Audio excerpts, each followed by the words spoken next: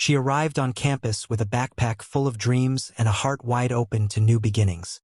19-year-old Esther Daniels had only just begun her university journey, a first-year student at Ridgewell College, known more for its quiet routines than its mysteries.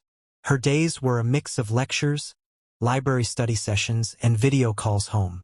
She wasn't the loudest in the room, but those who knew her described her smile as something that lit up corridors and drew people in. But one weekend shifted everything. It started with a message, simple, seemingly innocent. A casual chat turned into anticipation. Plan was made. Esther had decided to meet someone. It would be her first time doing anything like this. She told a roommate she was nervous, excited. She checked her phone again and again. Then, she walked out the dormitory gates at 6:42 p.m. She never came back. What followed in the days ahead were questions. More than answers, there was silence, confusion, a sudden emptiness in hallways where her voice once echoed, a missing space in the classroom. Friends stared at unopened texts. Faculty made announcements, but nothing seemed real. And then the rumors began. Some said it was someone she had only just met. Others claimed they'd seen her at a nearby cafe. There were whispers, fragments of information. None of it clear, none of it complete. Her last known location? A quiet stretch near the library annex, just beyond the courtyard surveillance. No security footage. No eyewitnesses. Just time slipping by. And as those closest to her struggled to piece together what had happened, another question hung over Ridgewell College like a shadow. How does a young woman, with her whole life ahead of her, vanish after a single encounter? Ridgewell College sat quietly on the edge of town. Rows of tall trees bordered the campus, giving it a calm, almost distant feel. It wasn't the kind of place where people rushed. Most days moved slowly, like pages turning in a book. Students walked from building to building, heads bent over phones or books, their paths familiar. The library was always full, the cafeteria always noisy. It looked like any other college, with its red brick walls and bulletin boards filled with posters that no one really read. It was here that Esther Daniels was trying to build a new life. She had grown up in the city. Her home was small but full of warmth. Her mother worked long shifts, and her younger brother was always asking questions. Esther had dreams bigger than her surroundings. She wanted to study mass communication and become a broadcaster. She liked stories, both telling them and listening to them. That's why she kept a small journal, neatly kept, pages filled with thoughts and wishes. She didn't have many close friends on campus yet. She had only been there for 2 months. But the few who knew her said she was kind, thoughtful, and quiet. She wasn't the type to speak first, but she always listened. Esther liked simple things: long walks, soft music, handwritten notes. Her world was gentle, and she preferred it that way. Still, college was not always gentle in return. The pressure to fit in was constant. Most nights, the dorm lights stayed on late, not from studying but from chats, scrolling, and comparing lives. It was easy to feel left out. Many students turned to online platforms to connect. Making friends, meeting people, it all seemed easier through a screen. Esther had started doing the same. Not because she wanted to follow the crowd, but because she didn't want to feel so alone. One message changed everything. It started simple, just a name, a face, and a few kind words. But it came at a time when Esther was already feeling unsure of herself. She hadn't told anyone how hard the adjustment was, how different everything felt, how empty her room seemed after the lights went out. That message felt like a small thread of comfort. She held onto it. What she didn't know was that this choice would take her far from the life she was trying to build. Esther had been quiet that whole week. Her roommates noticed she was spending more time on her phone, often lost in thought. She smiled more, though. The kind of smile people wear when they're waiting for something they won't admit. There were glances at the door, a sudden focus on what to wear, subtle changes, but they didn't go unnoticed. The person she was talking to online went by the name Caleb. No last name, no clear photos. The profile wasn't empty, but it wasn't full either. His messages came at odd times, late at night, early in the morning, but they were always kind. He called her smart, asked about her dreams. He made her feel seen. On a Saturday evening, she said she was stepping out for a quick walk. She was dressed neatly, nothing flashy. A simple black top, jeans, a small sling bag. She left her phone charging on her bed, which was strange, considering how much she had been using it. The reenactment shows her walking across the dim campus path, a soft breeze pushing her hair back. Her steps are careful but steady.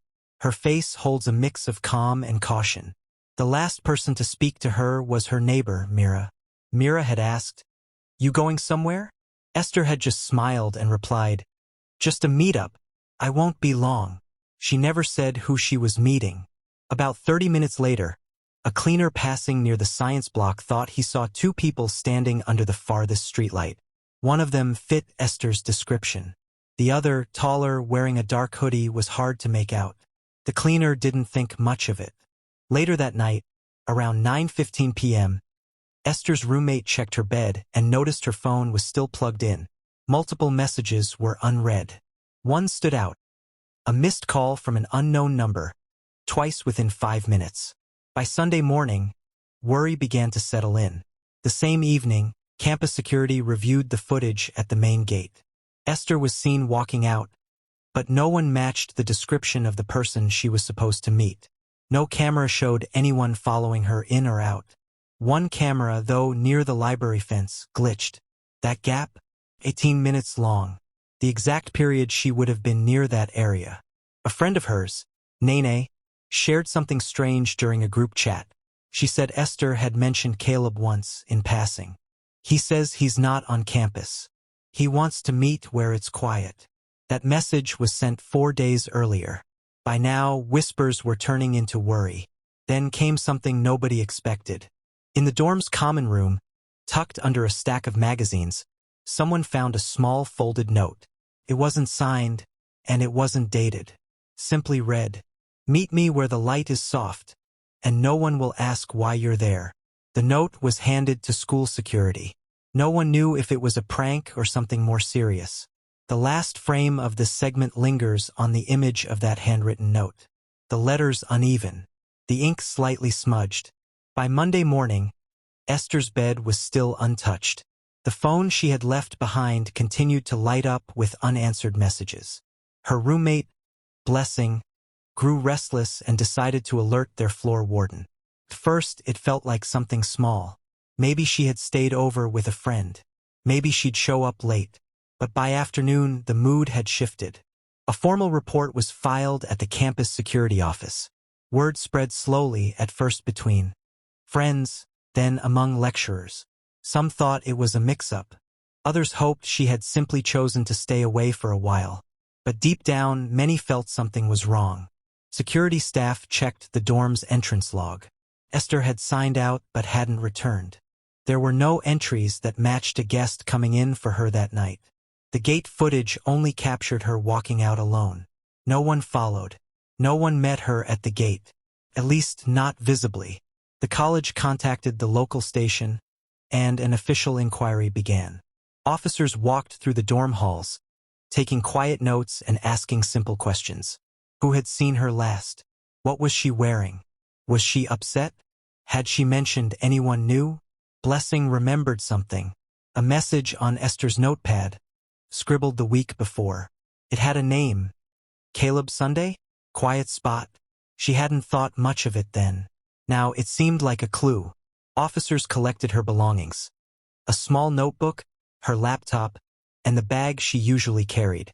The phone was scanned for recent messages. The last chat log had been wiped. Only traces remained. A few names, a half-saved number. The rest was missing, as if someone had deleted it quickly. One student, Daniel, came forward quietly. He had seen Esther near the science block that Saturday night. He couldn't say who she was with, but he remembered seeing two shadows in the distance.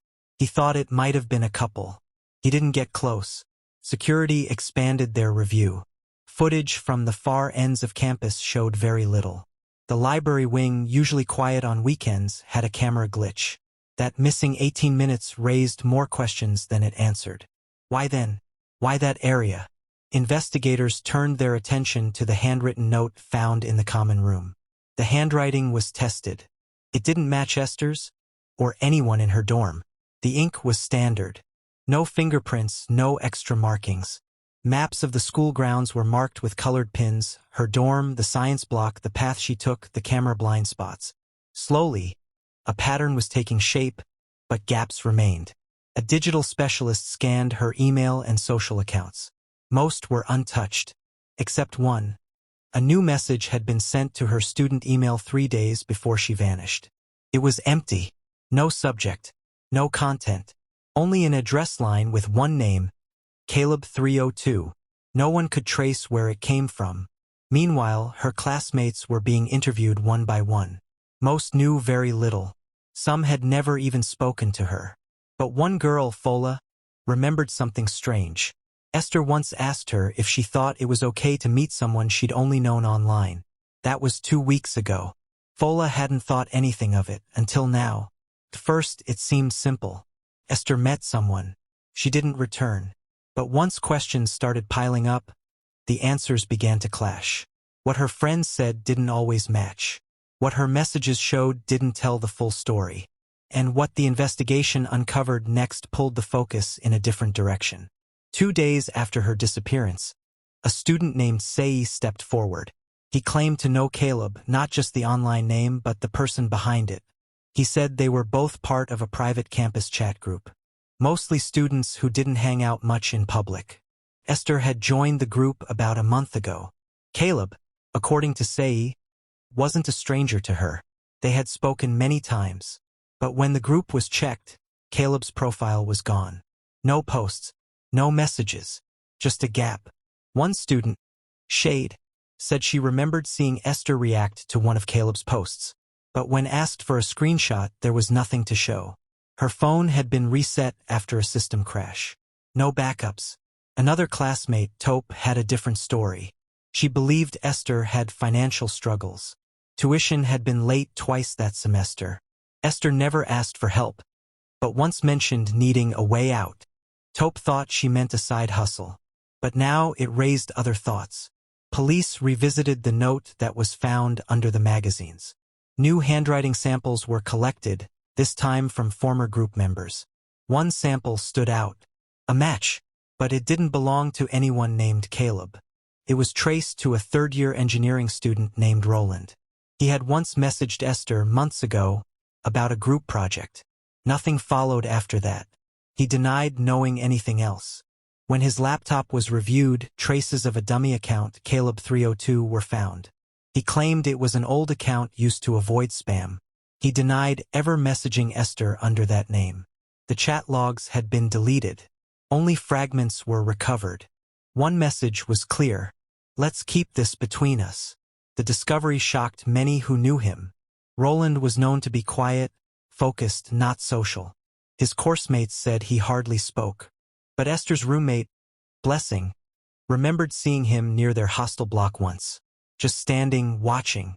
She didn't think much of it then. The investigation took another twist. Esther's bank statements showed 3 transfers made a week before she vanished. Small amounts, sent to a wallet number that wasn't registered under any known student. When the account was flagged, it led back to a burner phone bought in a nearby town. The CCTV at the store was too blurry to confirm who made the purchase. Behind the walls of everyday student life, it seemed Esther had stepped into something more complicated. A connection built online. A real-life meeting that went off track. And now, multiple people holding back parts of the truth. Even her diary, found tucked beneath her mattress, had entries that gave new meaning to her silence. One line read, "I hope he means what he says. I need this to work. I need to feel safe again." The voices in the investigation grew louder. Each person had a version, but none lined up perfectly. Someone was missing from the center. It all changed with one phone. An old, forgotten model found during a routine dorm inspection. Not in Esther's room, but inside a locked cabinet in the student common lounge. The device had no SIM card, no contact list, and no name attached. Just a few saved chats and 2 voice recordings. The chats were brief. One of them read, Don't forget what we agreed. No second thoughts. But it was the recordings that shifted the case. The first was scratchy, almost unclear, but a female voice, nervous, hurried, said, "This isn't what I wanted. You promised I'd be safe." The second recording was clearer. A male voice, calm, controlled. "You asked for a way out. This is the only way left. No more questions." When forensic audio experts compared it to earlier voice clips from Roland, something didn't match. The accent was similar, but the tone? Different, deeper, firmer. Investigators began to look at the people closest to him. Then came another name, someone barely noticed in earlier statements. Felix, Roland's coursemate, a reserved final-year student. On the surface, he seemed uninvolved. No records linked him to Esther. But when his browser history was examined, several red flags surfaced. Search terms, forum entries, disposable account setups. One search stood out: how to wipe chat logs remotely. Further digging into Felix's laptop revealed a folder, encrypted. Once cracked, it revealed dozens of messages between him and a ghost account tied to Caleb 302. Screenshots showed planning, timing, and one chilling line: "She thinks it's one person. She doesn't know it's both of us." Authorities brought Felix little. Hours passed. Then came a moment no one expected. He asked to speak off-record. No lawyers, no cameras, just two investigators and a tape recorder. What followed wasn't a confession, but something close. He said things got out of hand. He admitted to creating the profile, but blamed Roland for taking things further. He claimed it was just supposed to be a joke, a way to get her attention. Then it shifted. He didn't say what exactly happened that night, but he ended with 5 words. "We didn't mean for this." Roland was confronted next. The messages, the recordings, the timeline. He denied it all at first, but then investigators played the voice recordings side by side. His expression changed. He leaned back, silent, no outburst. Just silence. The screen flashes through fast images, interrogation rooms, typed transcripts, evidence boards with photos and pins connecting points. The tension builds. Outside the station, Esther's parents waited. Her mother held her picture close, while her father stood still, eyes scanning the distance. No words between them, just pain that had no shape. For the investigators, it wasn't just about solving a puzzle. It was about giving clarity to confusion. A story that began with a casual message had ended in heartbreak, tangled with deceit. And just when it felt like everything was laid bare, something else came forward, one final detail. The second voice in the recording? It wasn't Roland or Felix. It was someone else. Someone they hadn't looked at. The courtroom was filled beyond capacity. Journalists sat in the back, students filled the aisles, and near the front, Esther's parents waited. Quiet, composed, but visibly tired. The trial began 2 months after the final voice was identified. That voice belonged to a former teaching assistant. His connection: he had once supervised Roland and Felix in a digital media class. Messages linked to his alternate account showed he had advised them on how to mask phone activity. He never met Esther, but his digital footprint made it clear he helped cover the trail. He claimed it was only out of curiosity. The court didn't agree. Roland and Felix were tried together. Neither gave a full confession, but the messages, recordings, and device logs spoke loudly. The jury didn't take long. Guilty charges were handed down. Long sentences followed. No cheering, no outcry, just the sound of shuffling feet, people standing, and one mother's quiet sob. Campus life moved on slowly. Esther's room was left untouched for months. Her belongings were boxed and sent home. Her name, though, remained. A small bench was placed in the student garden with her picture and the words, "She hoped. She trusted. She deserved more." In interviews, her friends described her as trusting, always smiling, always thinking of others. One classmate said, "She never saw bad in people. That was her light, and maybe her weakness too." The university reviewed its safety policies. A new student-led support group was formed. It wasn't about blaming, it was about learning. They held forums, created anonymous reporting systems, and made sure no student ever felt isolated again. Experts who studied the case spoke at conferences, saying it was never about one message or one meeting. It was about the gaps in trust, the blind spots in digital interaction, and the silence between friends. Esther's father later said during a local interview, "We don't want revenge. We want change. So others don't walk the same path thinking they're safe when they're not." Outside the courtroom, one of the jurors left a folded note at the memorial bench. It read, "You didn't know the risk, but you taught us something we needed to see." Her story began with simple trust. A student hoping for connection. A girl full of dreams and kindness. In just a few hours, everything she believed was taken from her.